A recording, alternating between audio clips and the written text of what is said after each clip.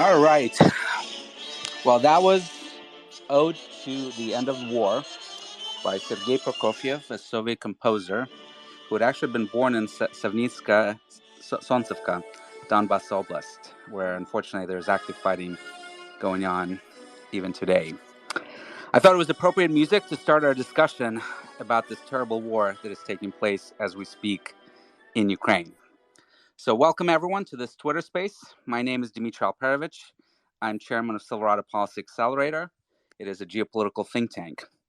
And I'm very glad to have two extraordinary people with me today. Michael Kaufman is a research program director in the Russia Studies program at the Center for Naval Analysis. And Rob Lee is a senior fellow at the Eurasia program of the Foreign Policy Research Institute and also a former U.S. Marine infantry officer. Both of them are leading experts on Russian military and defense policy. So welcome, Mike and Rob. Hey, happy to be here. Yeah, thanks for hosting this. Great. So I guess all three of us are somewhat of modern-day Cassandras, having all publicly predicted early on this invasion going back nearly 3 months ago. And I think, Mike, you actually were on record even earlier back in November. Unfortunately, we all turned out to be right, but I think it's fair to say that there are some things about this campaign that have surprised even all of us, and we'll certainly get to all of that in a moment. But let's start with the current situation. Rob, your Twitter stream is absolutely amazing and keeping us up to date on all sorts of open source intelligence coming from the battlefields, really across Ukraine. It's hard to keep up with it, quite frankly. I'm not sure you ever sleep. But let's kick things off with you. Can you provide us with an update on what's happening right now with the Russian advance? Where are their forces now, to the best of your knowledge?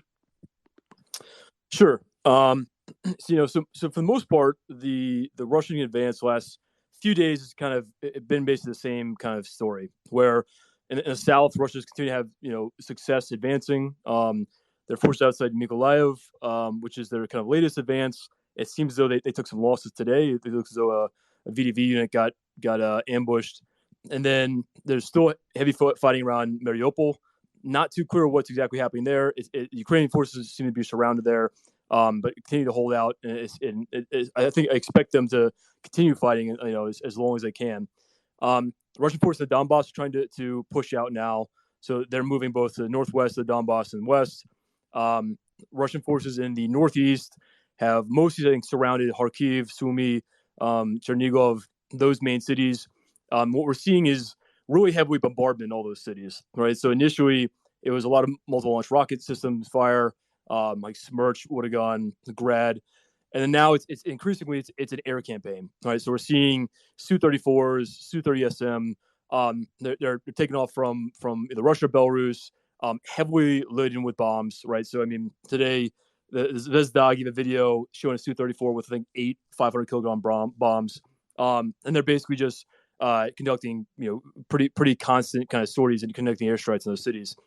And then in Kyiv, right, where the other kind of main focus is, the Russian forces have advanced from the east, so they have at least some elements have kind of gone to the outskirts in the eastern part of Kyiv and Brovary. Ukraine has been able to ambush some of those forces and have success there. And then in the northwest is really one of this interesting area where the Hostomel, Bucha, and Irpin neighborhoods, where on the first day of the war, Russia conducted that air assault operation to try and take the airport there. Wasn't able to take it the first day or hold it, but we've seen fighting there ever since. And it appears Ukrainian SOF's playing a really key role there. They're doing a really impressive job of holding back Russian forces. And so it's mostly Russian VDV units we've seen there. I think Rosgvardia as well. But there have been a number of videos showing destroyed VDV columns there. And so it appears Ukrainians are having a lot of success there. And as long as they have success there, they prevent Russia from encircling Kyiv to the west. And so that's become a really important battle, and it'll be interesting to see how long they can hold out there. But basically, Russia's having success in the south, although it seems to have slowed possibly a little bit the last couple of days. And then we're still waiting on Kyiv, right? We're still waiting on when can Russia encircle Kyiv and actually start the kind of siege. But at the same time, the main cities in the northeast are still holding out, and that still kind of, I think, indicates how much a tough fight Kyiv will be when Russia actually does encircle it and tries to siege it.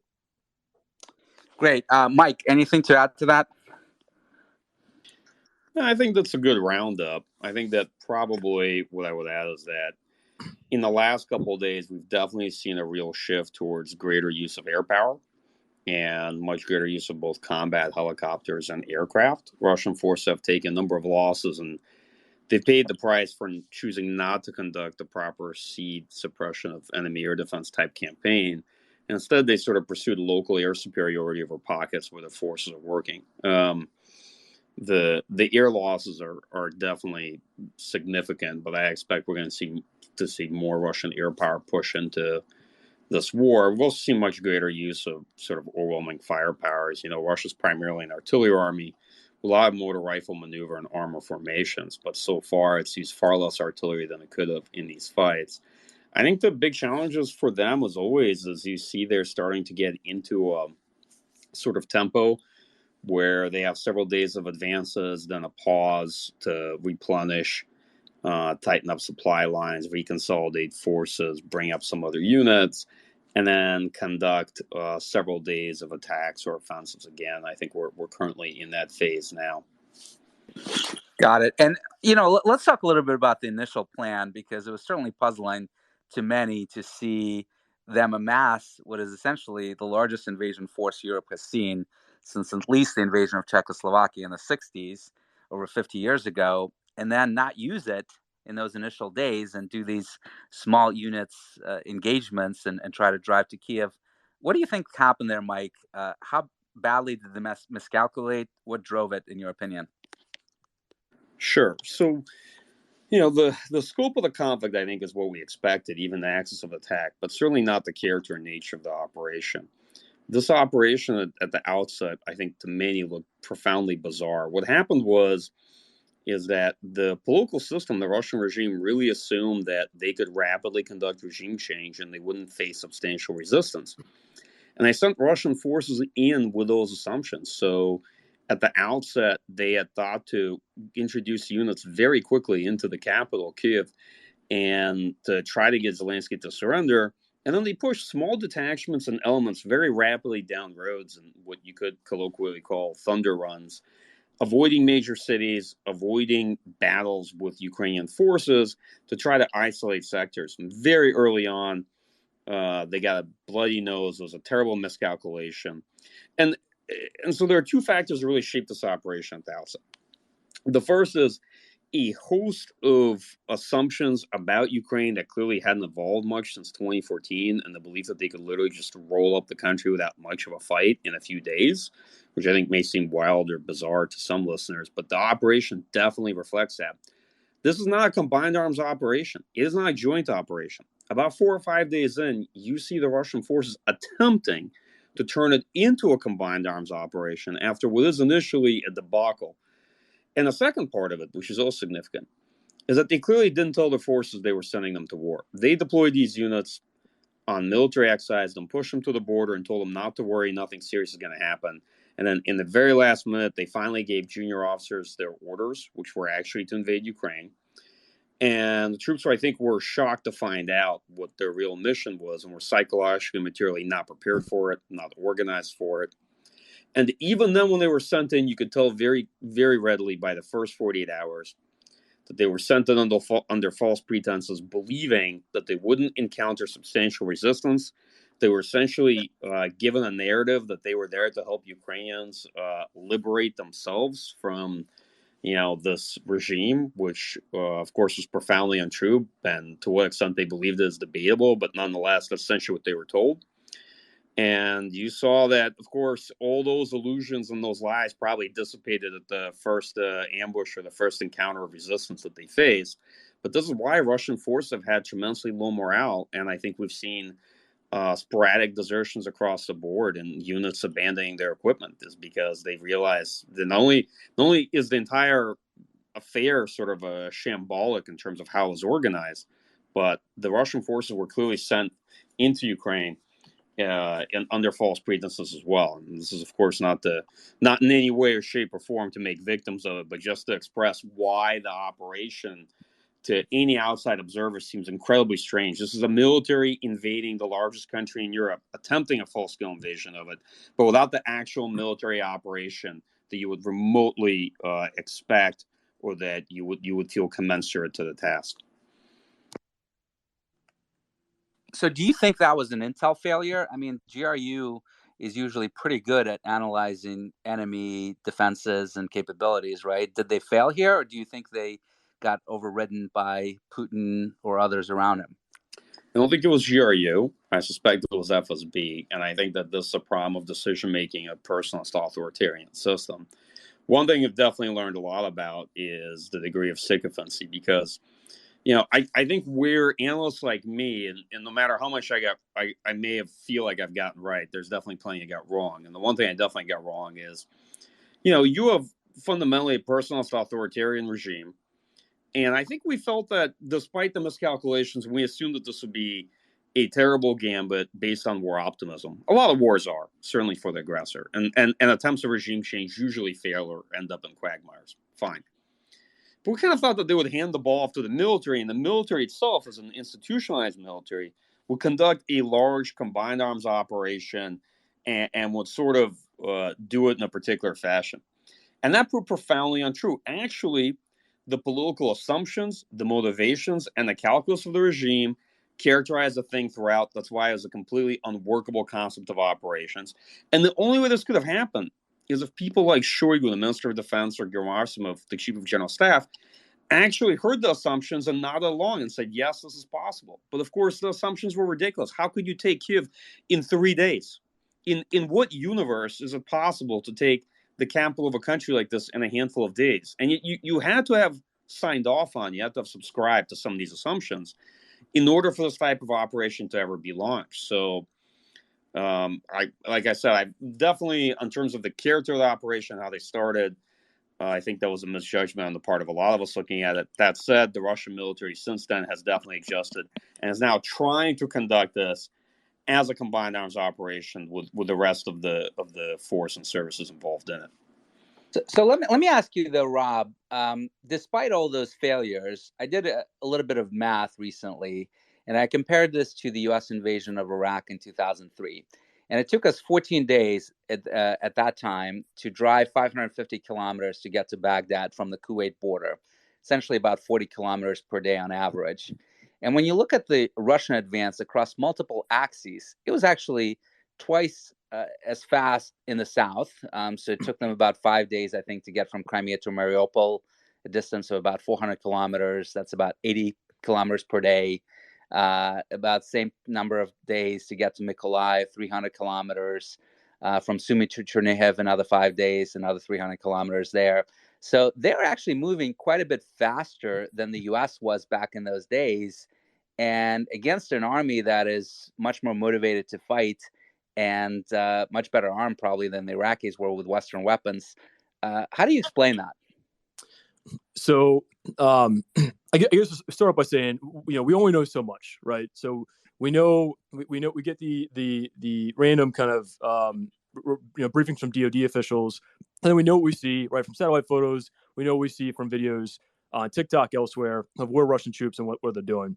The advance has not been slow by historical terms, but one of the things to keep in mind from when they did the breakout from Crimea. They reached the Dnieper like very, very quickly, right? They basically drove right to it.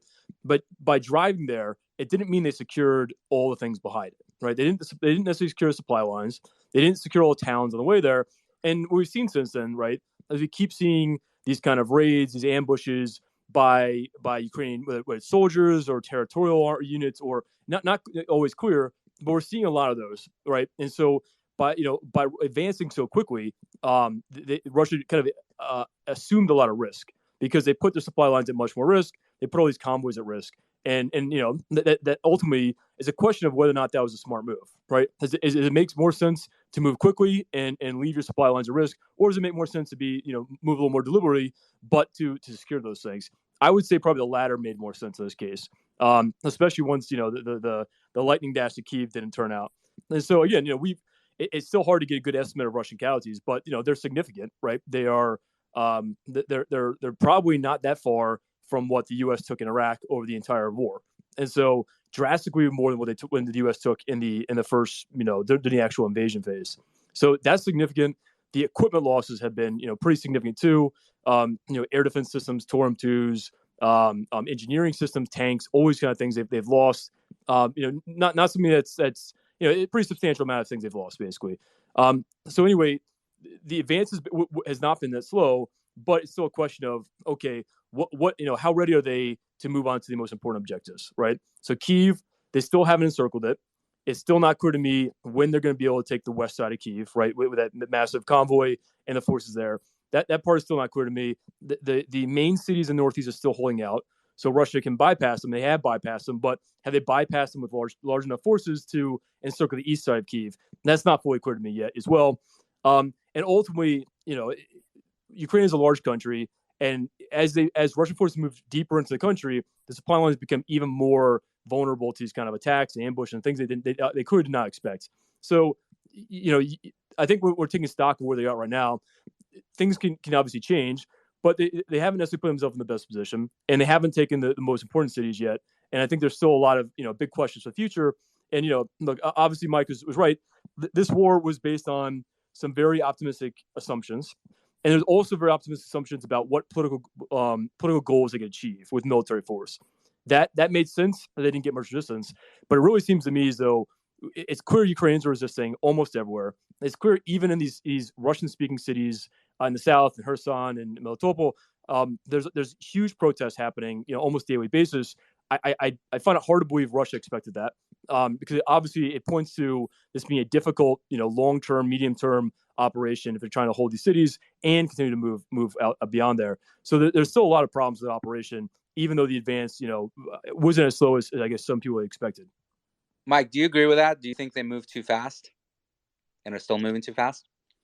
Initially, yeah, absolutely. But they didn't even try to move as combined arms formations. They were pushing small detachments down roads rapidly to seize roads and junctions.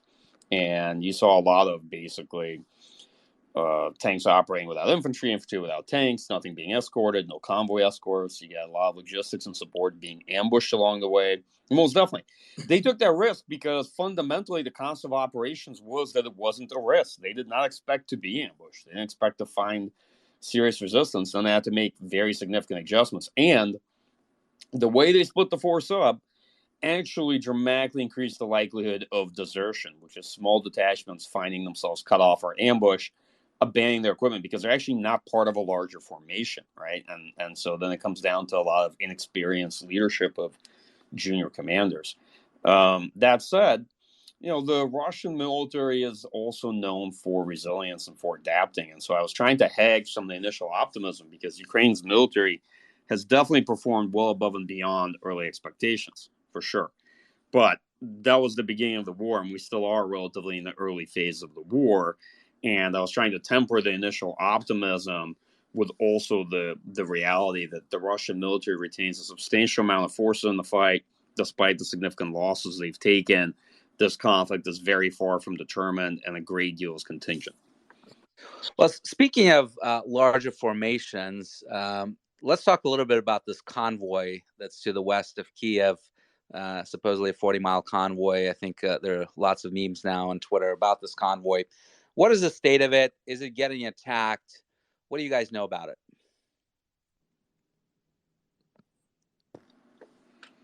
Well, I was going to go first, but maybe I'll speak for a bit.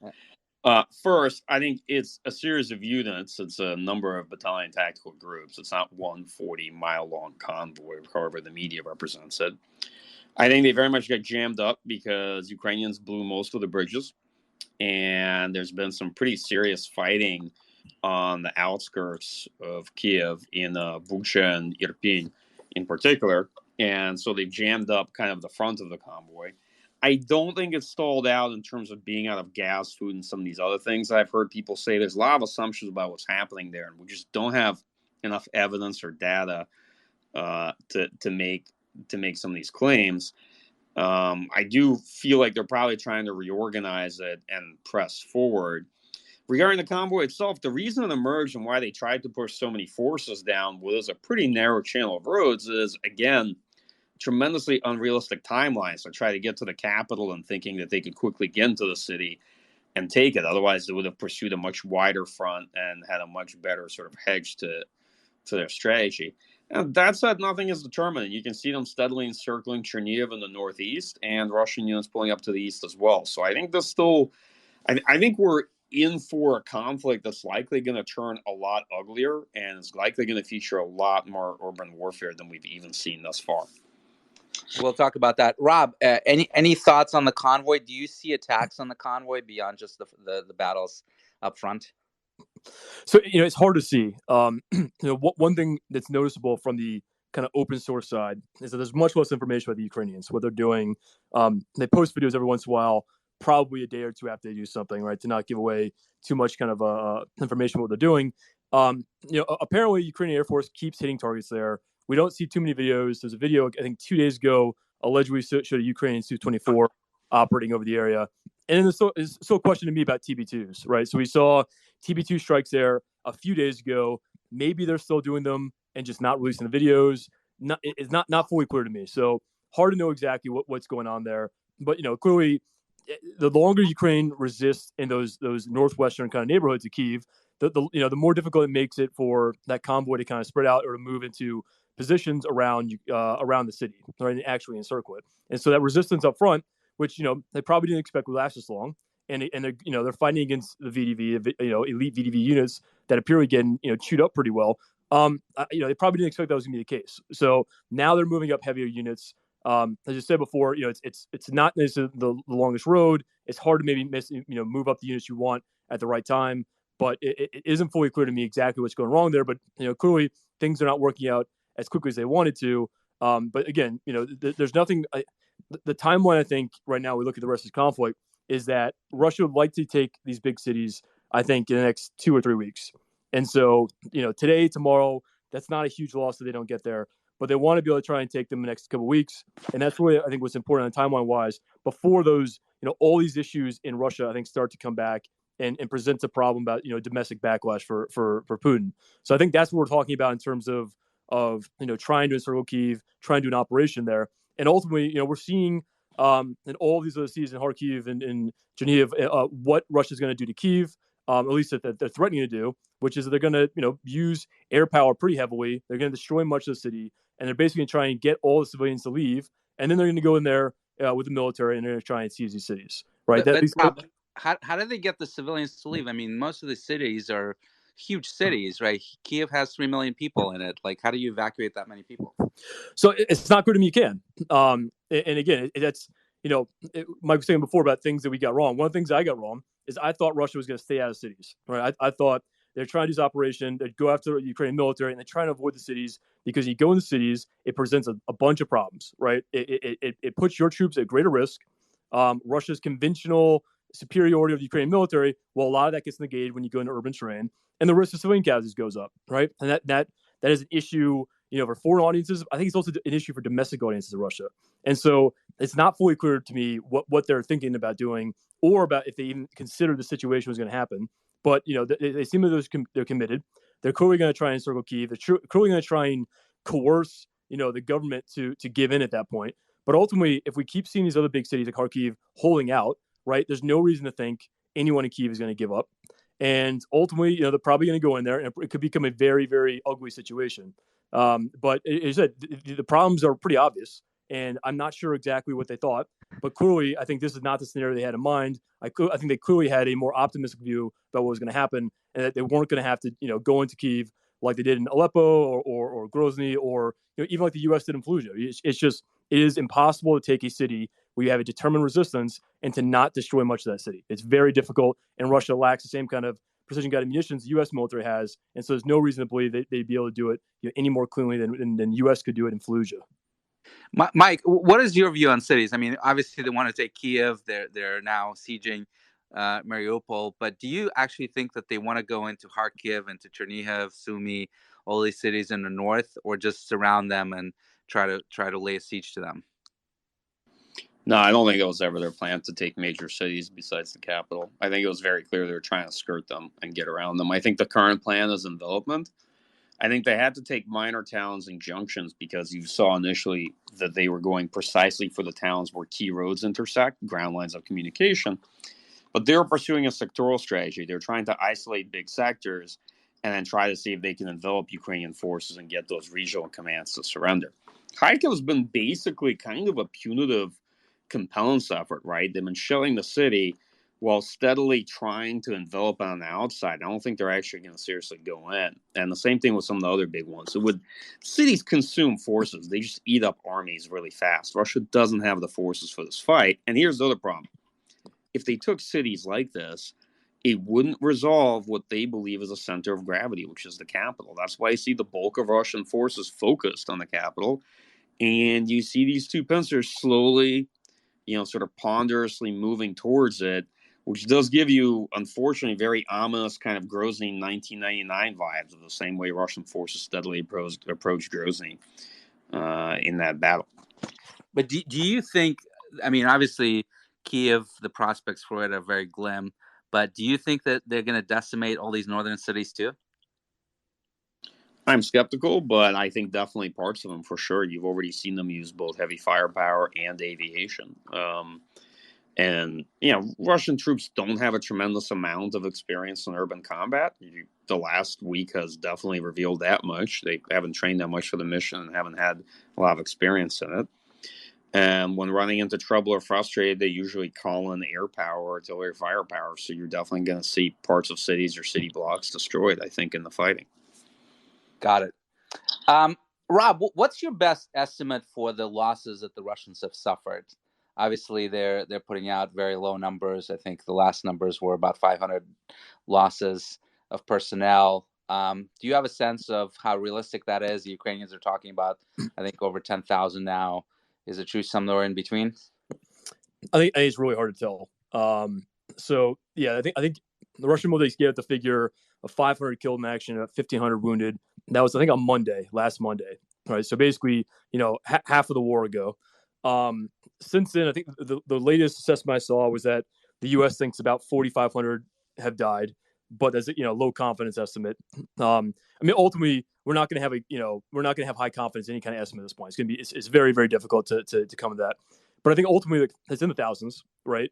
And when we're talking about the number of casualties they've taken in a short amount of time, they've even the 500 figure, right? That was more, or probably about more than Russia's taken in terms of KA.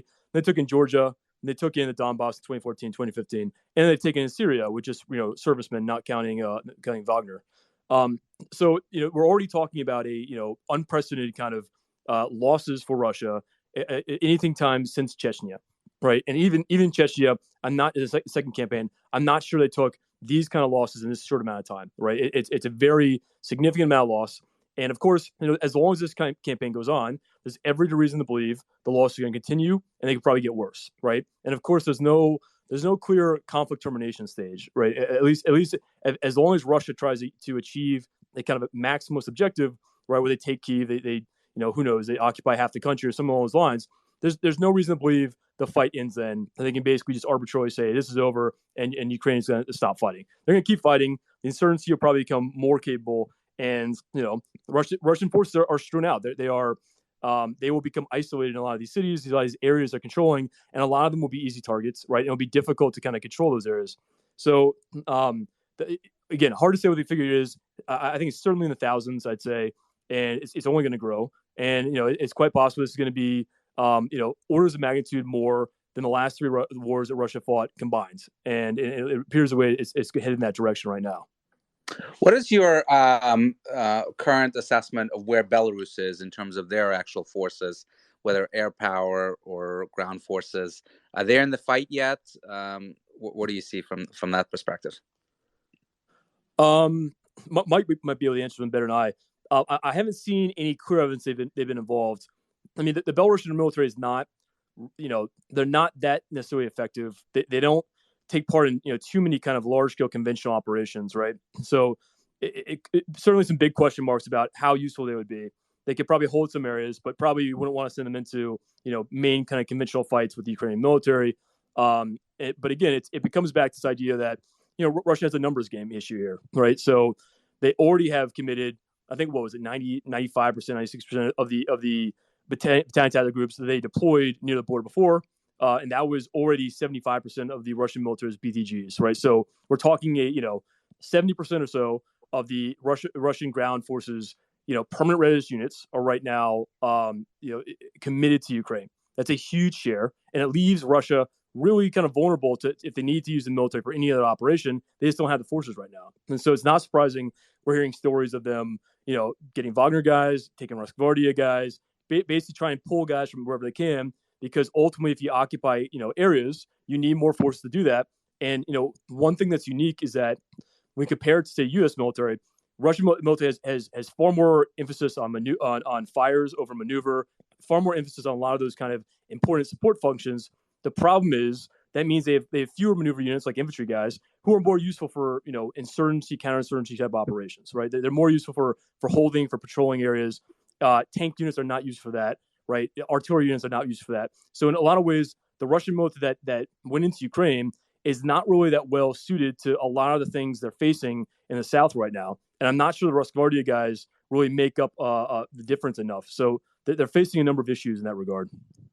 Mike, let's talk a little bit about logistics. There's been a lot of Twitter threads from various experts on tires and fuel and various other things about the problems that the Russians may or may not be having with logistics. Obviously, we've seen videos. I think you posted one of them looting stores for food. What do you think is happening there? Are they having issues across the board with fuel, with food? And if so, why? Sure. So first, I'm skeptical that they actually organize logistics for a sustained long-term military operation. They probably tried to get that act together a few days in when it became clear what the reality was. Second, they were not really operating the way they train and fight, and I've been trying to emphasize that. So Russian logistics are definitely not set up to support small detachments operating way forward on their own in these different units. And they weren't really set up or experienced with convoy escorts. So a lot of logistics units and support units that were trying to catch up, operating on their own, got ambushed. You saw way too many units that should be in a combined arms formation completely separated and vulnerable, and not doing many of the things they should be doing. In terms of logistical availability, I've definitely seen a lot of debates of people saying, well, they maybe only plan for 3 days, and that's why they're running out of food. It might be the case for some units, but overall, I don't think that's true. I actually think they do have quite a bit of logistics. They should have a hard time pushing it forward. And keep in mind, the Russian military, when it was reformed and constructed, this military in particular, is not really set up for strategic ground defensives. It's much more oriented around maneuver defense. It doesn't have the right logistical tail for the amount of firepower that the Russian military brings to the battlefield. And it wasn't really designed for prolonged ground defensives. And on top of that, the Russian military has not attempted an operation of the scale in many, many decades, right? And certainly probably didn't think that it really was, right? If you subscribe to the assumptions I told you up front, many of the units didn't actually know necessarily about what their tasks and goals were early on, and they didn't plan for a sustained fight with a conventional military the size of Ukraine. So you're seeing a lot of problems emerge in the Russian military on the logistical side. That said, I do think the sustainment conversation is oversold. And I will make this comment. I appreciate a lot of folks with military and tactical experience that are joining the conversation and contributing to their piece of the puzzles. But I got to tell you, if you haven't been in Russian military analysis, you don't know about the Russian military, you haven't studied it, you haven't followed this region, please be cautious about what you're offering and the extent to which you think this entire war can be described by tire pressure. All right, be careful about the generalization and conclusions you arrive at based on your experience with this problem set. All right, let's talk a little bit about the Ukrainian side. And I want to ask both of you, maybe you can take turns, maybe Mike, we'll start with you. What do you think of the Ukrainian defense so far? What do you think they've done right? What do you think they've done wrong? And the third part of the question is, what do you think the West can realistically do right now to help them in this fight? Is that for me? Yeah, we'll start with you and then same question to Rob. So I think what they've done right is definitely focus on defense, particularly in the urban terrain, which heavily favors the defender. Assimilate as much as they could of Western capabilities that were pushed forward to them very rapidly. Use the initial Russian mistake to maximize force generation, reserves, distribute weapons, and try to fortify the terrain. I think they did a good job blowing the bridges and making the Russian task much harder than it could have been early on.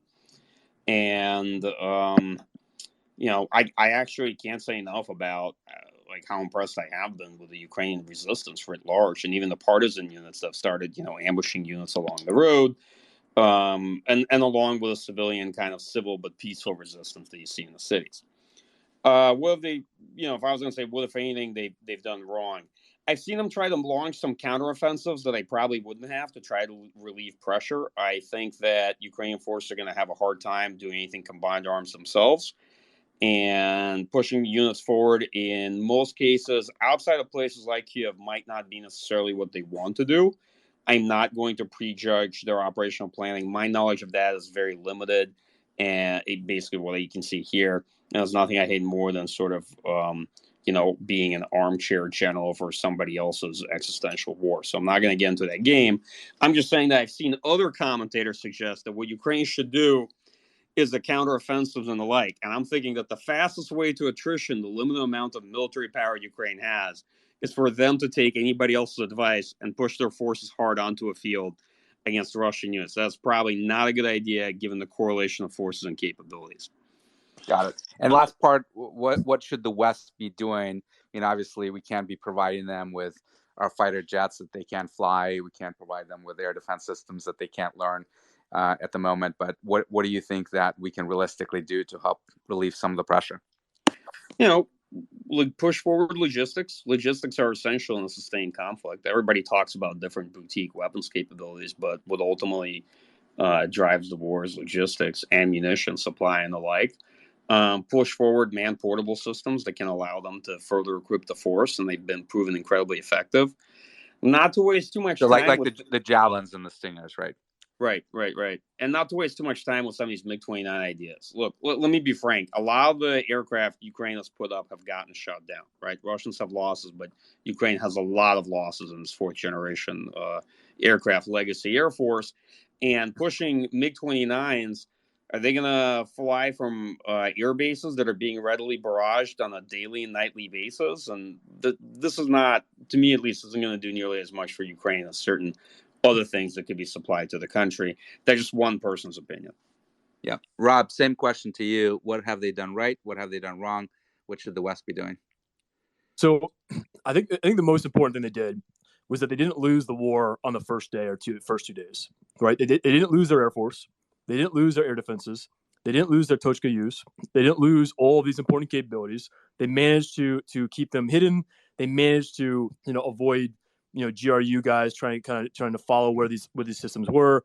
U.S. intelligence may have aided them, right? They may have an idea of what Russia was planning to do, but all of that was really important. Right? All of that was important to not lose the war immediately, and to basically to extend this conflict, which is something that Russia clearly did not want to do, right? And so that was very effective in the beginning. In general, their OPSEC seems to be very good, right? It's hard to kind of figure out a lot of what they're doing, where the Ukrainian military is. You're not seeing too many guys, take videos of themselves and post it online.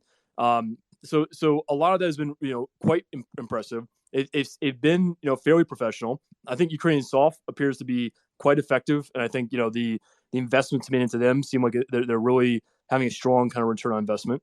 So I think a lot of those things are important, and then ultimately just resistance, right? We've seen resistance everywhere. They're not giving up, right? Civilians are pushing back, and the military continues to fight. And we haven't seen a real collapse anywhere, right? We've seen, in the South, they traded space for time. That made sense. But in reality, we haven't seen any kind of large-scale surrendering of Ukrainian forces. It seems as though they've been pretty smart. They retreated when they needed to, and didn't they didn't take these massive losses that could have let Russia advance very heavily and take these kind of strategic locations. So all of that's been very impressive. They've also fared well against elite Russian units. So Russian paratroopers, they've done well against them. Russian Spetsnaz, the first day in Kharkiv, for whatever reason, Russia sent in maybe a platoon or company of these guys, and they got pushed back very quickly.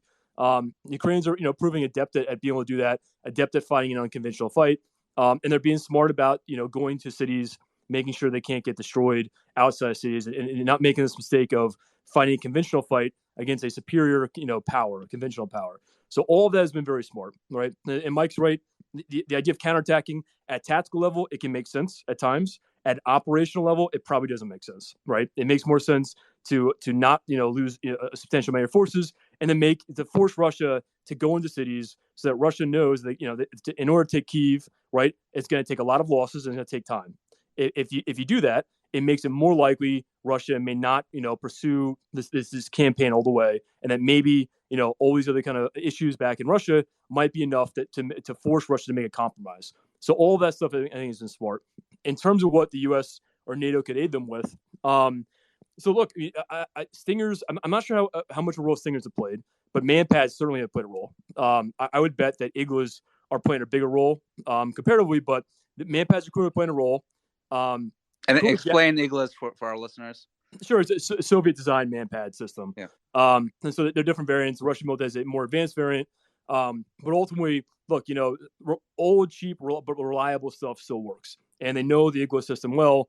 And so, at least one video that apparently showed one of the Russian helicopters getting shot down. It was apparently from Igla. And I would bet more of them, more of the losses that Russia's sustaining are probably from Iglas than they are from Stingers. Javelins are clearly having a role. I think in-laws are probably playing a role. They're playing a bigger role than I expected. So that's been quite significant. I think one way that it could help them out, and I agree with Mike in terms of fighters. I think there's a question about how effective they'd be. It also raised the question of this is conflict escalating, right? More so with NATO than does with some of these other weapons we're providing. TB2s make some more sense, right? I think Turkey's continued to probably deliver TB2s. It's hard to see or hard to know exactly what TB2 has been doing recently. They posted videos a couple of days ago. Maybe they're still operating, not sure. But at least, if Ukraine wants to, they can make, key kind of raids to destroy targets and maybe send a few TB2s and not worry about losses, right? So that can still be an important asset at a very kind of strategically important time. And Rob, just on the TB2 question, I think you posted a video of a Tortu now escorting convoys.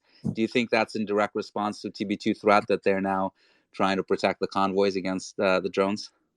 Yeah, so I think so that could be TB2s. It could be just Tu-25s, right? So Ukraine's Tu-25s continue to fly, and that's look, that's another lesson is Ukrainian pilots flying in this kind of very contested, dangerous airspace. It takes a lot of bravery what they're doing, and they're continuing to fly, and it's quite impressive of them. Going back to what Mike said before, because it doesn't appear the word was passed down to many soldiers and many guys in the military that they're going to invade. It doesn't appear that they made all the preparations and thought through coordination with all these things, right? And so it's certainly possible in the beginning they weren't, they might have their short range air defense systems with these units. It's not clear they necessarily integrated it into the plan. And so I assume we look at this, later on after the conflict and learn more about it. There are probably some significant coordination issues between the Russian ground forces air defense systems and the Russian ground force maneuver units, just because that it wasn't necessarily clear to all these guys they're actually going to be doing this operation. It does seem as though that they're using them more often.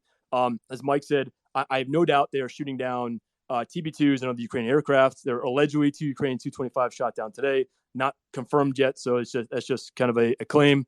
But they're certainly playing a role. And we talk about what things might be useful for Ukrainian military. Well, one of them would be, Buks. So some NATO militaries still have, older Buks, maybe OSA, maybe these kind of Soviet-style ground-based air defense systems that Ukrainian soldiers would know how to operate, wouldn't need much time to operate, and you could probably deliver them pretty quickly. Those things would still be effective. And I think, one lesson of this conflict is that a lot of these older Soviet air defense systems seem to still be effective, right? They still seem to be potent against aviation, even though these are, the things that Ukraine has are mostly, pretty old systems. They're not the most modern systems, but they're still having effect. So it is still something, important to kind of note going forward. That's a great point. One piece of equipment that seems to be incredibly valuable to the Ukrainians is tractors. They seem to be towing a lot of abandoned or taken over Russian armored vehicles and other things with those tractors. I don't know how many videos I've seen of that at this point. But let me ask you, Mike, coming back to the air power discussion that Rob just brought up.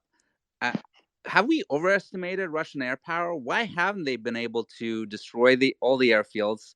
I was looking at some SAR images that I was sharing with you the other night. Most of the runways were still operational as of a couple of days ago. Ukrainians are still flying. How have the Russians not been able to shut all that down, given the overwhelming advantage they have in the air? Well, the honest answer is yes and no. So first, they didn't try. This didn't actually start out with a large aerospace campaign. They thought that they were going to degrade Ukraine's ability to put up its air force primarily through missile strikes. And they've literally fired quite a few missiles into Ukraine, I think up to 600 now, which is pretty large given the limited size of the magazine depth in Russia's long-range PGM arsenal. You actually haven't seen substantial airstrikes on the air bases so far in this war, though I suspect we're gonna eventually see more of that. They started out with very limited use of air power and actually very limited use of combat helicopters, given the hundreds that they have deployed in the region. They were doing a bit of close air support, which Russian Air Force actually isn't all that good at, with Su-25s, which is a pretty high-risk platform to use. Some use of combat helicopters. And you saw a real transition to greater use of air power probably a bit after the fifth day. That's when I began to see the first real tactical bombers appear. Probably the last 24, 48 hours, you've seen it really increase, and it's been a bit of a dark day for the Russian Air Force, given the losses they've suffered.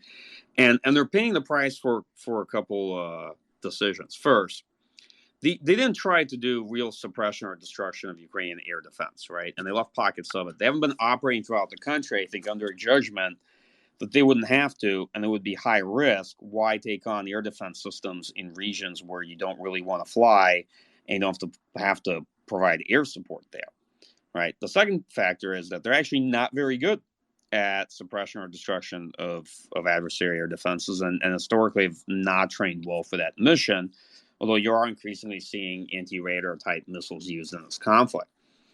The third reason we can lead to suspect is that they're actually still holding quite a bit in reserve. I've seen some good questions being asked there of, hey, can the Russian, aerospace force conduct complex operations? Are they out of PGMs because we're not seeing them being used? So my short answer is yes, they do have PGMs. If they're not being used, and just explain PGMs for the audience. Yeah, precision guided munitions, right? Instead of flying lower to try to maximize the accuracy of unguided weapons. So the reason they might not be used is because they might be holding them in reserve, fearful that this could escalate, for example, into a regional war with NATO because they're expensive. And on the air ops, I have to tell you, folks that do OSINT got to really accept the limitations of what you can and cannot see. There's a lot about air operations that you cannot discern, or you cannot remotely discern in a timely fashion, given the limitations of what you can see. So I suspect we're going to learn a lot more about the complexity of Russian air ops, including in Belarus and Russia, combat air patrols and various aspects of it that we can't see based on what you get in social media or Telegram channels. That said, it's perfectly fair to ask, how come the Russian Air Force had been missing in action early on in this war? And I think a lot of the reasoning still goes back to the beginning of this operation. A lot of Russian capabilities have been missing in action. Where are all the unmanned systems, the drones? They have thousands of them, right? We're not really seeing much of the heralded recon strike, recon fire complex. Where's the electronic warfare? They deployed many systems and haven't used much of them. Encrypted comps, digital, VHF, all that jazz. They've clearly have a mix of units, and they're using a host of analog radio systems. So there's a lot about this operation that's bizarre, and there are things that it's fair to ask or to reassess about Russian capabilities. I'm kind of reserving judgment, and I'll tell you why. So, we tend to veer between extremes, typically in analytical communities, right? After 2014, I had to spend my time trying to explain why Russian military wasn't really 12 feet tall, right? I can already tell that given Russian performance in this conflict, probably have to spend a lot of time explaining why the Russian military isn't 4 feet tall.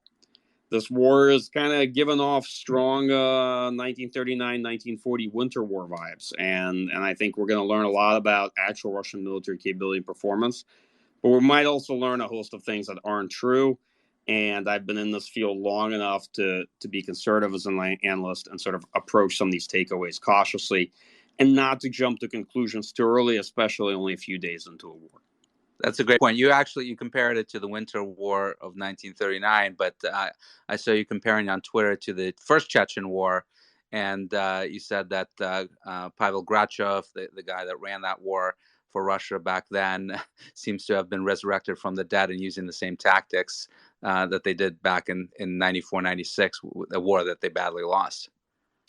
Yeah, I made a comment that at the opening, at least the first 48 hours, I said it looks like the ghost of Pavel Grachev is well alive and planned this operation because he infamously said to Yeltsin, sort of cavalierly as an airborne officer, that a Russian airborne regiment could capture Grozny in 2 hours.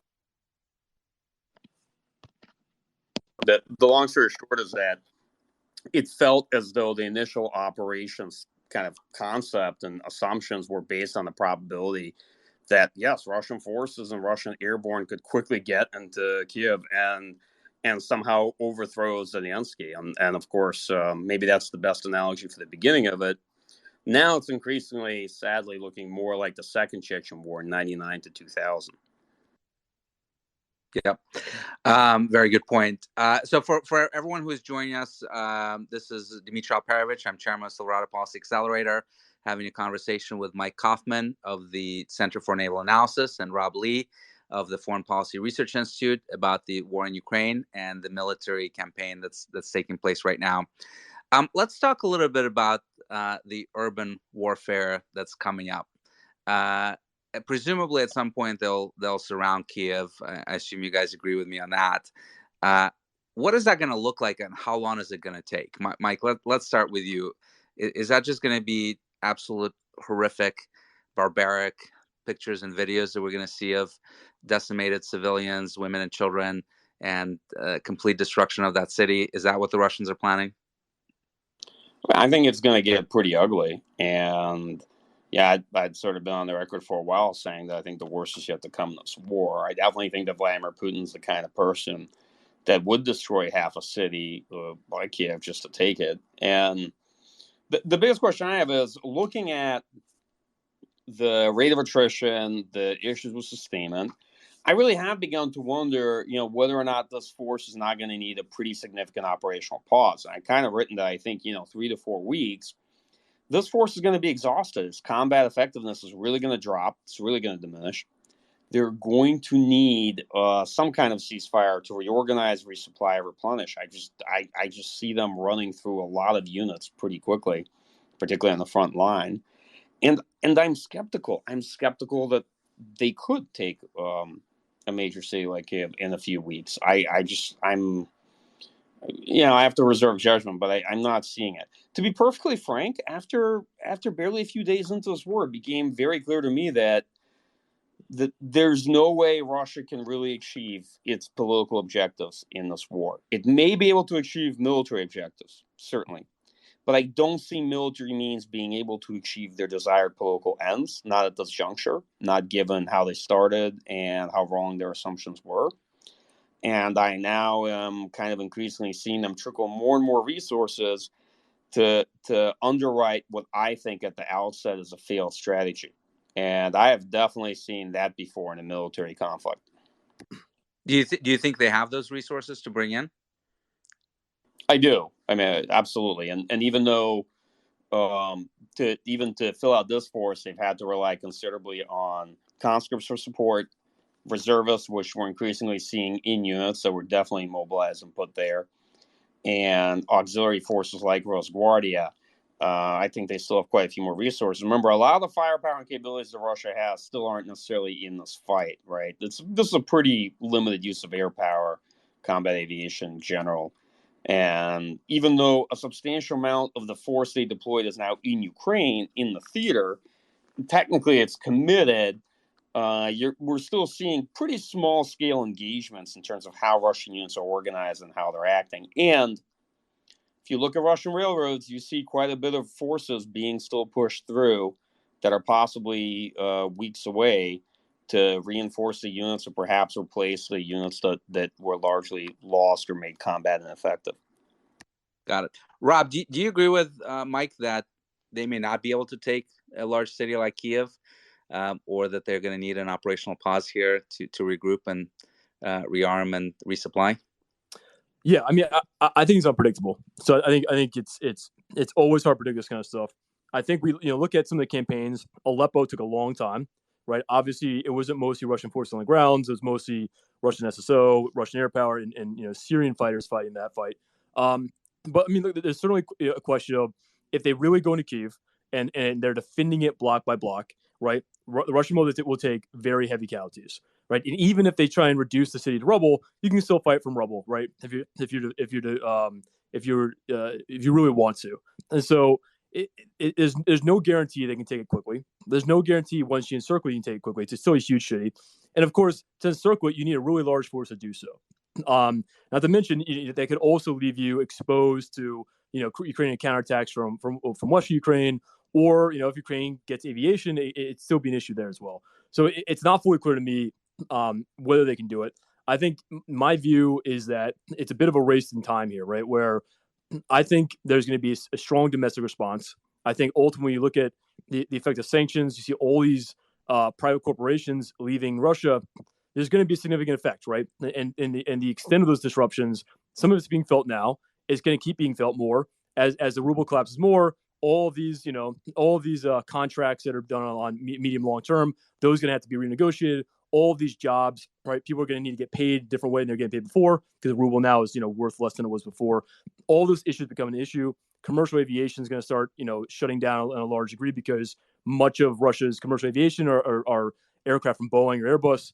So there are all these issues. And I think, we're already looking at very heavy casualties. When we look at these significant economic disruptions to the way of life for a lot of Russians, ultimately in a few weeks, I think there's going to be, it's going to be hard for the Russian government to kind of just deny that's happening and to not have to make some kind of change, right? And even if you cut out, all those kind of independent news sources, ultimately Russians are going to feel the effect of this, and you can't kind of keep them blind to that.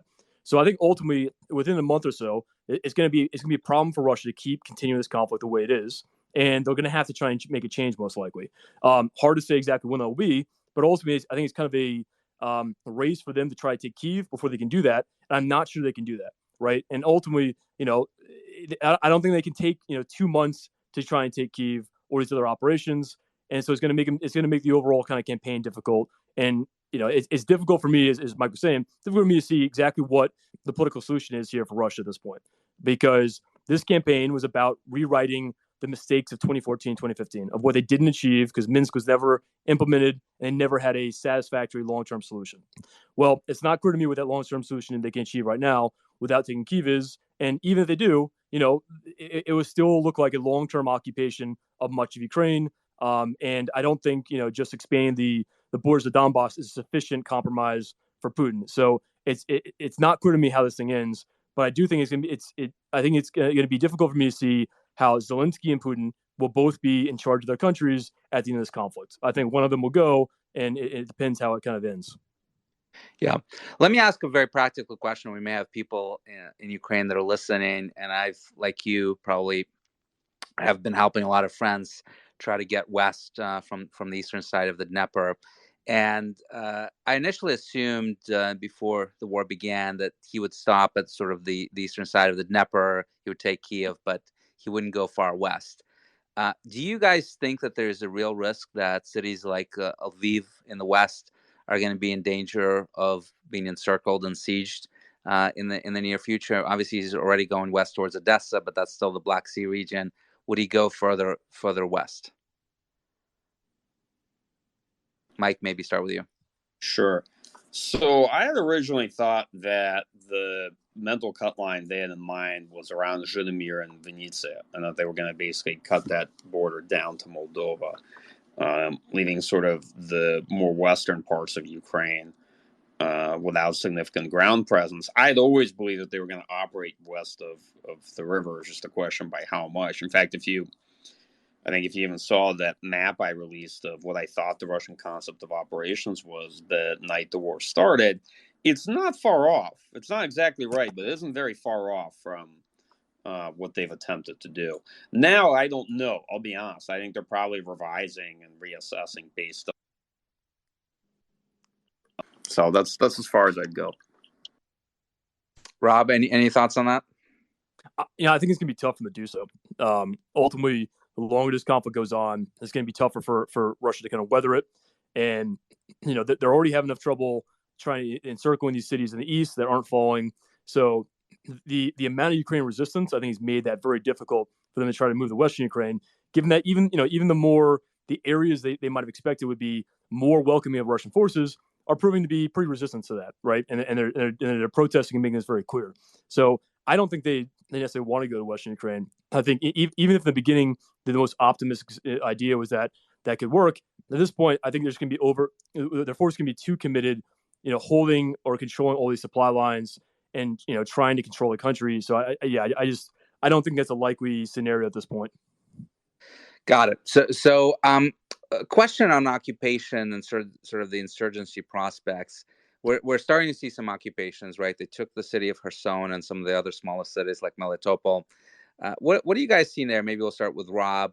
In terms of insurgencies, perhaps it's too early, but how are they doing on the occupations so far, taking over the governance in those cities, flooding it with Rosgvardia units? How do you assess their ability to occupy them? So, I think in the short term that it might be okay, but medium term and long term, I don't see it as a viable option. So they brought Rosgvardia units. A lot of the ones who operate in the south, it's like Rosgvardia units from Ingushetia, other areas of Dagestan. Obviously, the Chechen Rosgvardia guys have been quite kind of famous for their involvement in this conflict. But ultimately, I'm not sure they really have a great plan for a long-term occupation. And one of the big problems they face is that right now in Kharkiv and other cities, they're destroying all the industry and the economic, all the kind of jobs and the economies of cities, they're being destroyed right now. And so at the end of this conflict, whenever that is, where are the reconstruction funds going to come from? Russia's economy is in a bad shape. It's going to get even worse. They're not going to have funds to rebuild these things. And if you don't have an economy in these cities, right, even if you take them, it's just a breeding ground for insurgency. If there are a lot of young men and people who don't have jobs and aren't particularly happy about what just occurred. So I don't think the prospects are very good in the future, just based on the economic side, based on the amount of popular resistance there is. And it's not clear to me that the guys they've deployed from Russia are necessarily that well trained for counterinsurgency type of environment. Yes, they've deployed Rosgvardia guys to Syria. They haven't played too key of a role really. It's most of the Syrian army kind of do most of those things, but the military police as well, the other unit they've kind of developed for counterinsurgency environments, it's too small to do a lot of this kind of stuff, and it's not clear that they're the most competent doing it either. So I think there are big questions about how this goes medium long term if they try to occupy these areas. I think it's not going to work out that well, and ultimately if you try to occupy a country that doesn't want to be occupied, your prospects are always going to be poor, right? No matter who you are, no matter what the other kind of details are. Well, let me push back on that, and maybe Mike, you can chime on this, but they have a lot of experience doing counterinsurgency. Obviously, they've done it successfully in Chechnya by, killing lots of people, being extremely brutal, torturing people, committing war crimes and the like. Even in the Donbass in 2014 and Crimea, they had some people that wanted to oppose them, and those people got vanquished very quickly. What do you think of their prospects for fighting an insurgency, knowing the brutal tactics that they usually employ? So that's true, and authoritarian states often can have actually a better track record at that. But be that what it may, most of the counterinsurgency examples we have are pretty small scale, and many of them are internal to Russia. This is something on a very different scale in terms of the scope of the operation. And the resources and manpower available to it, to me, just really aren't there, especially given what the sanctions are going to do to the Russian economy. I think that the gambit is going to result in absolute catastrophe for the Russian economy moving forward, and that's going to be felt very rapidly. And the way they restructure the military, right? One of the biggest things you get when you move from a mass mobilization army to a permanent standing force that's primarily contract based. It's fairly small. It's capable. Granted, we're not seeing it really perform the way some of us are expected. But what it's not set up for very well is some kind of population-centric counterinsurgency or occupying a large part of the largest country in Europe. And so if we look at the initial assumptions, which were that they would not face significant amount of resistance, and that they would be able to conduct this operation quickly, and thereby without significant levels of destruction, doing the sort of things that would generate an increase in growing popular resistance, those were proven wrong. And that's why I'm actually more and more confident in my assertion that I do not see how they are going to achieve their political objective no matter the amount of military means they pour into this fight. They can fail quickly or they can fail slowly, but either way, I don't see great prospects for the overall goal of the operation. That's just where I'm at right now. That being said, as always, like the caveat, war is highly contingent, so um, it's difficult to make hard predictions. But I just don't see this military set up for that. I don't see it expecting that. And I ultimately see tremendous problems with Russia trying to even hold these large chunks of territories or some of these cities. Got it.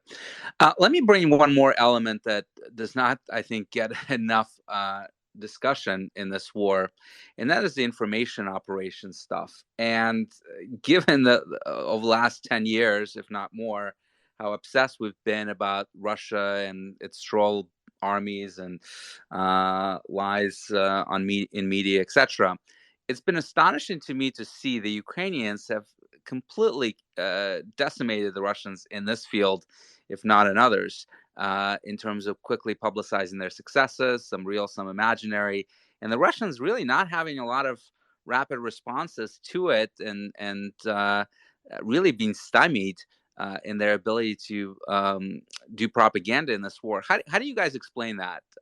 Mike, maybe start with you, and then we'll go to Rob. Sure. So, one of the confounding aspects of this operation is that the Russian leadership actually wanted to keep it secret. They wanted to keep it secret from their own public. They thought they could get away with it. And it's clear that not only did they not intellectually evolve since 2014, they actually thought that this operation might be like a much larger version of what they tried to do in 2014. And so because of that, they completely ceded the information environment to Ukraine. After a few days into the operation, they've been trying to slowly claw it back, try to brand this operation at home, and mobilize public support because they saw they had a big problem. The operation wasn't successful. There were people protesting against it in major cities already, and news was starting to trickle in and some very unfavorable negative reports. And so now they're doing a lot of damage control, focusing on their own public and public perceptions of Russia. And, with mixed results, but I will say they're definitely mobilizing parts of the public in support of this war.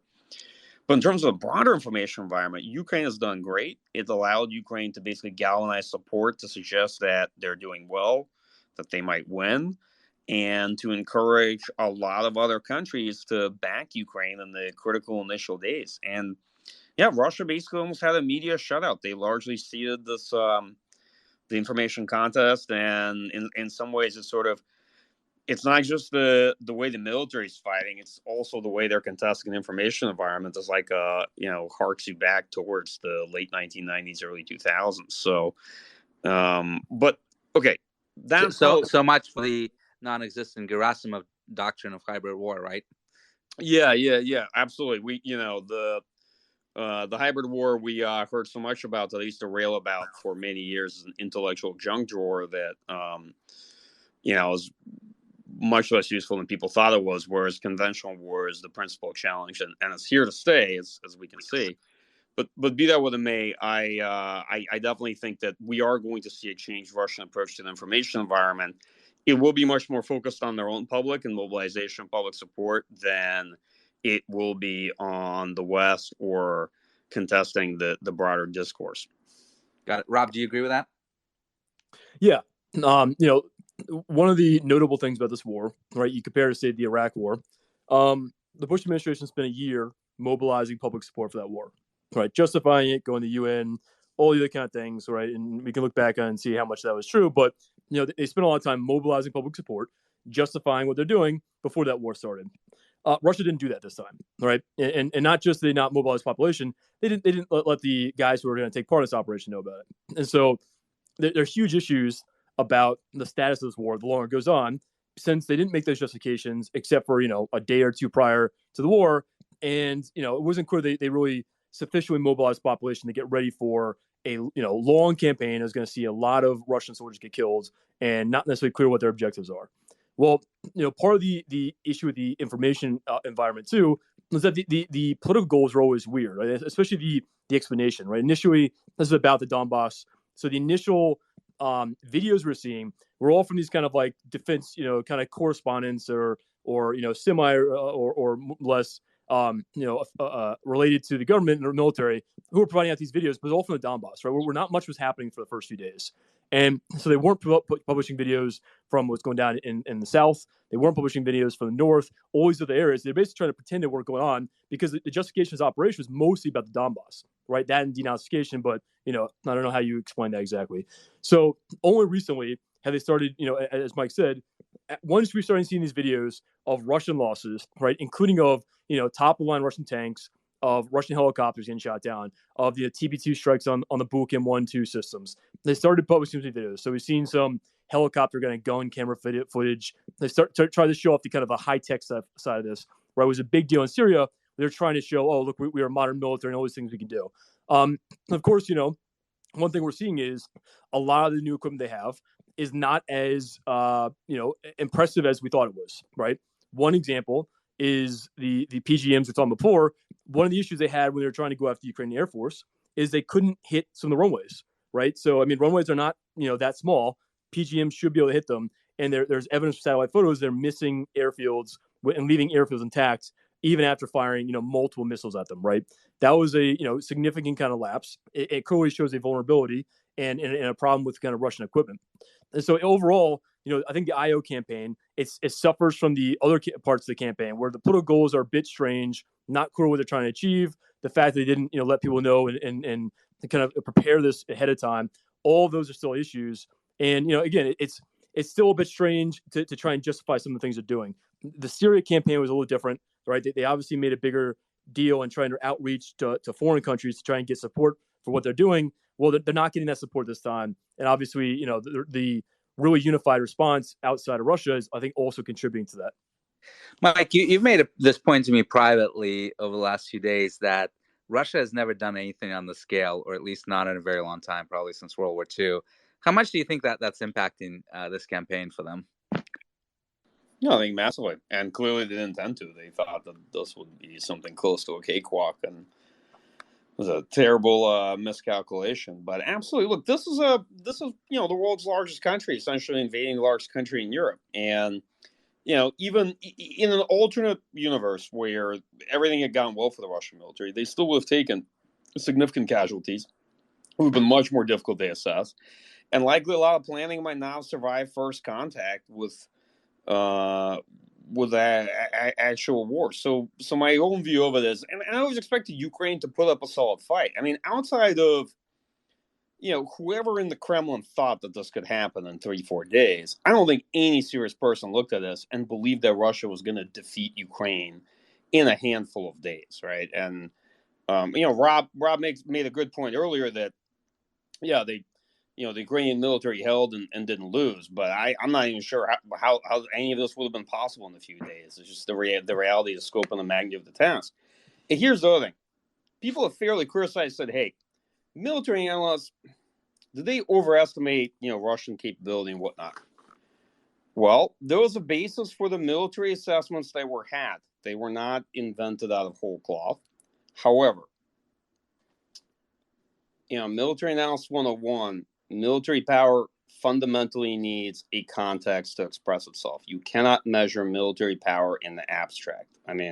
Don't get me wrong, lots of people try to, but it doesn't tell you that much. There's only so much you can glean from exercises. There's only so much you can glean from limited use of force in conflicts like Syria, where the country you're studying can dictate the pace of operations and has much greater control over the situation. So there are a lot of unknowns that shake out in wars like this. And you're also going to see the Russian military evolve. So, the long story short on that is, yes, we haven't seen them try to do something like this. I'm not surprised that a lot of this didn't go well for them. I'm happy that it didn't. I definitely am seeing things that surprise me. I'm sure Rob is too, in terms of just poor performance and execution.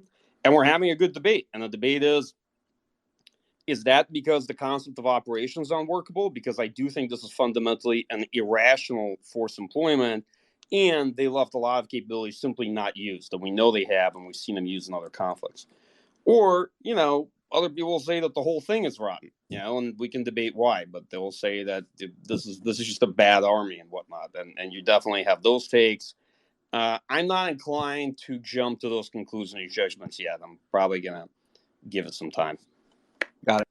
Rob, we're getting a lot of questions about the communication piece of this. The fact that the Russians have not really used much of EW, except in a few local areas. The fact that they themselves seem to be relying on cell networks with their cell phones. And even after the Ukrainians shut off all the Russian phone numbers from their telcos, they started grabbing cell phones from Ukrainian civilians and using them for communications. They're using commercial radio equipment.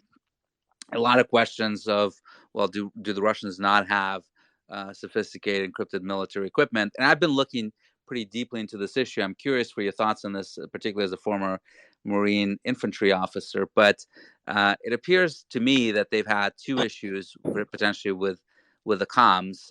One issue is that if you guys are correct, and I think you are, that they haven't been told that they're actually going to war and that they were on these training exercises. If you're using military comms, you of course request crypto keys from key material from headquarters to load into your communication equipment, and you typically get it for a certain number of days. So I do wonder if they got essentially not enough of the crypto material to actually use in the war situation. If they use it all up in the training part of the deployment, and if their equipment is anything like ours, it won't let you reuse the crypto material because it'll make it insecure. So that's number one. And number two, having talked to a lot of comms officers in the U.S. military, they tell me that HF communications are really, really tough to get right and require constant training. Otherwise, people just completely lose those skills. They atrophy very, very quickly, and you're not able to use equipment and communicate with anyone. So potentially there may have been a training problem as well, where they have the equipment, but they just can't use it because they don't have the key material, or they're not trained well enough to do it, and they're just resorting to kind of civilian communication systems. What are your thoughts on this hypothesis? Yeah, I think it can make sense. This is one thing that's kind of hard to observe from kind of like open sources looking at the Russian military, right? When you look at the big exercises, to what extent are they using encrypted comms, or what extent are they, going around and using cell phones when things, collapse or whatever? Right? Hard to tell. In Syria, there are some indications that they did have some problems with encrypted comms, because so they started using RCID jammers, right? Remote control ID jammers on the vehicles, just like we do in the US. And one thing that was true, for at least for us, I think it's true for them. Encrypted communications still work if you're operating with one of these kind of EW jammers, but your non-encrypted stuff wouldn't work, right? And so I think in the case for the Russian military, there were examples in Syria where they were hitting IDs. It appeared they're hitting RCIDs, and it's because they couldn't communicate, and they decided, you know what, we'd rather be able to communicate and use our black gear radios than use our jammers, right? So there are a couple of cases of that where kind of indicating there's some problems. Another issue, and this is a broader problem in the Russian military, is that there was a big corruption case a year ago that's still ongoing, where it was the head of the Russian military's communication troops, who he made his big procurement deal for the Izart radios, right? The main kind of the green gear encrypted radios that Russian soldiers use. That basically it was a huge corruption scheme. He came up with some other senior Russian officers and also some of the defense industry officials, where basically they set a price for the procurement of the radios. This is what it should cost, and then they went to China and basically bought most of the radio from China, from cheaper Chinese components, and then added some things in Russia. And then basically because the components in China were cheaper, the difference they pocketed. And so a huge embezzlement case, but which is still very common in Russia, right? It's common in the Navy, in the Army, and all over the place. So there is some question to me about how much of the equipment problems we're seeing, how much of that is due to corruption, right? How much of that is due to these, consistent issues that are still a problem in the Russian military. And one thing the Russian MOD has done since 2014 is they basically, as the MOD and the Russian government in general, they've used the threat of Western sanctions as an excuse to classify things, right? To make more procurement classified. So there's a procurement website where you used to be able to see everything. Much of that is classified now. Much of the amount of funds that go elsewhere classified, so on.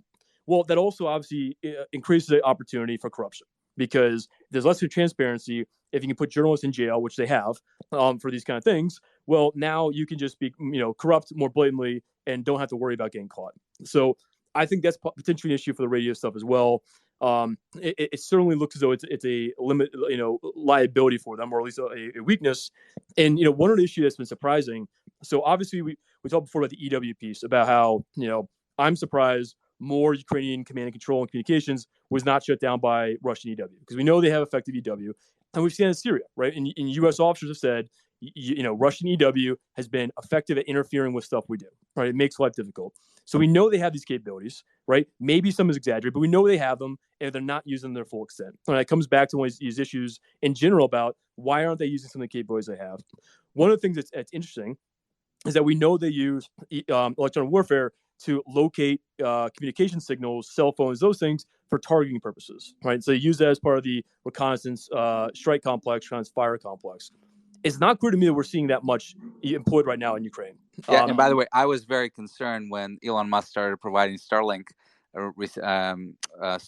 terminals to Zelensky and his entourage, because if they're the only ones using those terminals in Ukraine, pretty easy for the Russians to start targeting them, regardless of who's using them, right?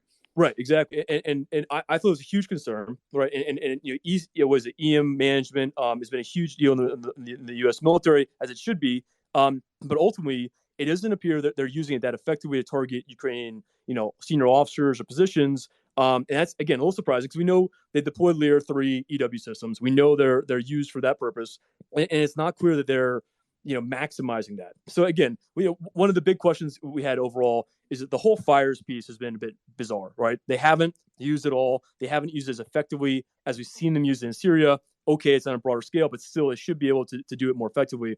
And we're still seeing, I still have questions about why we're not seeing it employed as effectively as it is. And, part of it comes down to they weren't, told ahead of time, but there are probably some other issues too that we're not necessarily seeing, that aren't necessarily transparent right now. Mike, we're getting a lot of questions about the Navy. Where's the Russian Navy? We saw them take Snake Islands, the island with that famous 13 defenders, Ukrainian defenders, that turns out actually did not die and are captured. But where's the rest of the Navy? What is it doing? Well, it looks like they're mostly blockading, right? They conducted some kind of small, I think, unopposed landing off of Mariupol just to do it with naval infantry, and this is one of those operations where the naval infantry gets sent in to do its thing, even though they could have probably driven there faster from Crimea. They're holding off most of the LSVs for a potential amphibious landing somewhere near around Odessa. We'll see. I think they only do it, they can link up with ground forces. You see Russian ground forces right now driving around, kind of hunting for a crossing west that's north of Mykolaiv, because they've faced stiff resistance in Mykolaiv and they can't seem to get through. So they might try to go around the whole city. And once they are actually in a position around Odessa, that's likely where the naval infantry is going to come in. Again, I don't think they need to. I think they're going to do it because they can, just to do it. On the rest of the Navy, they've been firing Caliber cruise missiles into Ukraine on a pretty steady base. In fact, we saw a salvo of 8 towards an air base today. And they've probably expended a sizable amount of the Caliber land attack cruise missile arsenal. We've not seen too much naval action. I don't think we expected to see much. There isn't much in the way of a Ukrainian Navy, and the only Soviet inherited frigate that they had, Hetman Sagadashi, they effectively scuttled in port about 2 days ago. So that's so much for the Russian Navy. I think if there's a major role to play besides blockade and land attack strikes, we're going to see it potentially in the coming days. That said, I'm not saying that an amphibious assault or landing is necessarily imminent. I'm just saying that they clearly still set up in position to do one. Got it. Another question that's coming in. The Ukrainians appear to have flooded some of the areas around Kiev, presumably by blowing up some of the dams around Kiev. Do you think that will impede the Russians' ability to surround Kiev? Maybe Mike and then Rob. I mean, it's definitely hampered their advance, because not only did they blow up the bridges, they definitely flooded parts of the plain. It's constrained their ability to fan out from that convoy. Is it going to be such a tremendously deterministic factor overall? I don't think so, because Eventually, they're probably going to find a way to get around it. But I think it was ultimately a smart thing to do. And it's one of the many factors that's held up this large push of Russian forces from Belarus. Rob, do you think it will stop them, or they'll find a way around it? It's not clear to me how large the area is. I mean, I saw like one or two photos of it. They could probably work around it, but look, I mean, it's one more way Ukraine is throwing a wrench into Russia's plans, right? Making things more difficult, by hitting the vulnerable points. And I think they identified that. And we've seen TB2 strikes. One of the things they focused on was logistics vehicles and fuel. And they clearly see what the vulnerabilities are, and they clearly think, let's go after those, make life more difficult, and slow down Russia's operation as much as possible. And they continue to do that. So wouldn't be surprised if one more way they're doing it. Blowing bridges makes sense too. Russia brought all their bridge units. They brought pontoon units. I'm not sure if we've seen those deployed yet, but we've seen them bring heavy mechanized bridges and other systems too. So they should be able to work around it. But look, it's one more way Ukraine is making life difficult for the Russian military, and they've clearly shown. I'm sure we're going to find out some examples in the future after this conflict's over about all the things they did that made life difficult, and everything you do, it just throws a wrench into the kind of concept of operations of what Russia's trying to do. All right, so our collective crystal balls, have been pretty good thus far, certainly predicting this invasion. Let me ask you to pull them out once again and answer this question. Mike, we'll start with you, and Rob, go to you next. But how do you think this ends, and how soon? Oh, wow. Not only do I have to answer how it ends, but also give a time limit to it. Thank you, Dimitri. It's wonderful. So first, I think that this war goes on and gets uglier, but that ultimately what we get is some kind of ceasefire, then there's an operational pause. It may lead to settlement then, or the war very likely will go on in a different phase. We sort of close this initial chapter, and afterwards it continues. Ultimately, how it ends from my point of view, well, I think it's not going to lead to a political capitulation in Ukraine. I don't think Russia achieves its political goals. I think that it proves economically disastrous for Russia itself. It's certainly disastrous for Ukraine at the same time.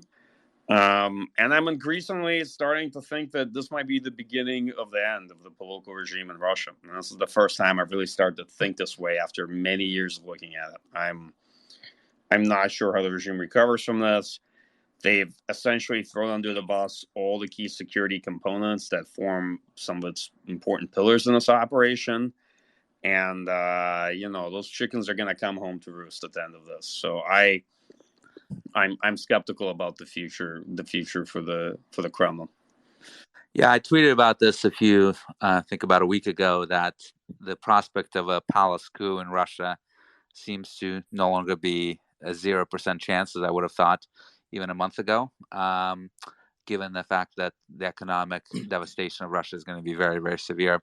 Rob, what are your thoughts on this? Yeah, so let me pick it back off what Mike was saying. One of the things that's really surprising about this conflict is that Russia's making a lot of the same mistakes U.S. made in Iraq, right?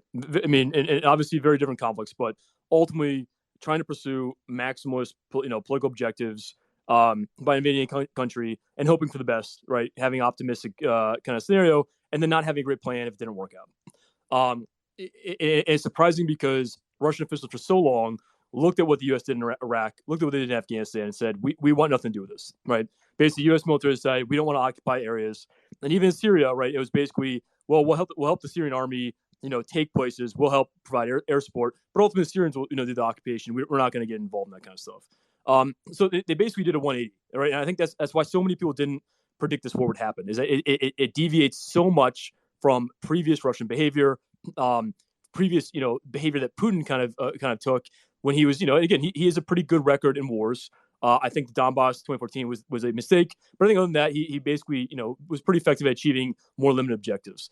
This time, obviously, is different. And one of the big problems is, a big part of the kind of contract that Russia has with Putin is that, okay, if you stay out of politics, well, I'll bring stability. The economy might not be as good as it possible, but it won't be terrible. And then also, Russia will be a respected foreign policy player, right? And the military was a key element of that, right? here's our military. It's feared, right? There's always, Russian news covers new weapon systems all the time. And anytime, the national interest of some U.S. publication says, oh, the Armada tank is good, it immediately becomes an article in TASS and elsewhere, right? It's this big deal. And so they love hyping the Russian military, and they love mentioning how Russians' favorability view of the military has increased dramatically since, the mid 2000s when hazing was a huge problem. I mean, it still is a problem, but maybe not as bad as then. Well, this war has shaken some of those kind of views, right? Again, it's not the Russian military is a favorite target, right? It can do a lot of good things. It can still defend its borders. It can still inflict pain, but Putin put it in a very bad position. He didn't set the political leadership set the military up for failure and gave it a war that was very hard to achieve the political goals through military use. And then, didn't give them enough time to prepare for it and make coordination. So all those things come back to saying, okay, for Russians, if they're looking right now at the economy just getting hammered, right? The ruble collapsing, the internet, all these kind of companies leaving, all those kind of basic conveniences, are going to start affecting their lives, right? Traveling abroad is going to be tough. Commercial aviation is shutting down or going to shut down. So all these issues are coming, right? And at the same time, there's a war where it's not necessarily clear what they're trying to achieve. And also at the same time, the Russian military is not performing that well, right? And ultimately, some of this is the political level. Some of it is corruption and other kind of leadership issues, right? Where young Russian soldiers were not told things. There are clear leadership problems. And ultimately, I think that's coming into. So when this comes back to it, it's who do you blame for this, right? And ultimately, you have to blame the senior leadership of the Russian government. You have to blame Putin. He's the one that decided to do this. He's the one that allowed the system to start. And ultimately, we're seeing all these kind of failures of the Russian military, some of which are maybe not their fault, but many of which are. And Russia spent all this money in the Russian military, and yet we're having these issues. So it all kind of comes back to saying, what are we? Is the system really representing Russians the way they want to be represented? Or are they happy about this kind of contract, or has that social contract broken down? And I think it is. And I think we're going to see that over the next month or so. In terms of how this ends, it's hard for me to see Zelensky and Putin both remain presidents at the end of this. I think one will probably lose power one way or another. It's really hard to predict this. I'm not sure they're going to be able to take Kyiv before domestic issues kind of flare up in Russia. They can still inflict a lot of damage, right? They can destroy Kyiv. They can kill a lot of Ukrainians. Can they attain a sustainable long-term solution? I don't think so, because ultimately Ukrainians don't want it, right? And the more damage they do, the more Ukrainians are going to be angry about this situation. So it's not clear they have a good situation, and it's certainly possible that they have to accept some kind of compromise solution, or they try and occupy the eastern part of the country, and then over time that just becomes a bleeding sore, because the insurgency will more likely kind of come out. And again, as long as Putin's in office, Russia is going to be a pariah for private industry, for government response to all these things. And I don't know how long that can last. Right? I don't know if you can take a country that had such exposure to the rest of the world and then make it into a not quite North Korea type situation, but losing a lot of those liberties. I'm not sure you can do that, and the leadership still stays in power. So I think there's some real questions there.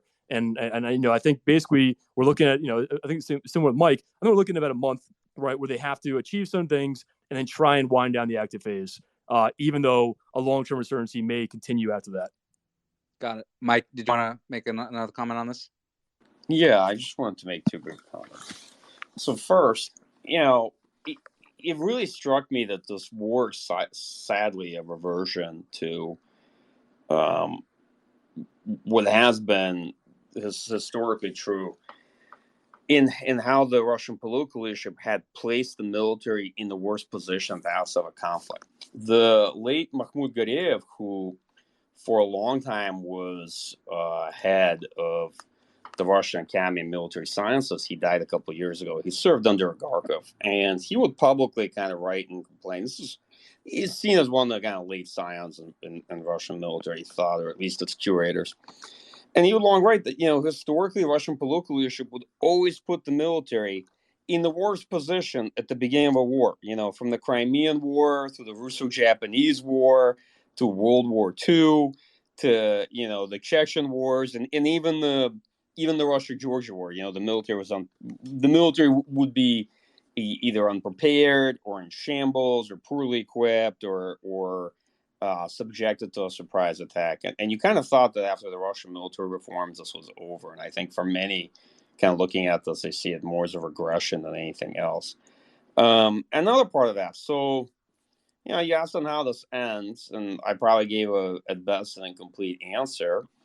It may end with some ceasefire, but I think it's heading at best towards an ending as to how the first Chechen War ended, with a ceasefire and an accord that essentially papers over a political defeat and a terribly unfortunate expenditure of military power, of casualties, and the destruction of a number of cities.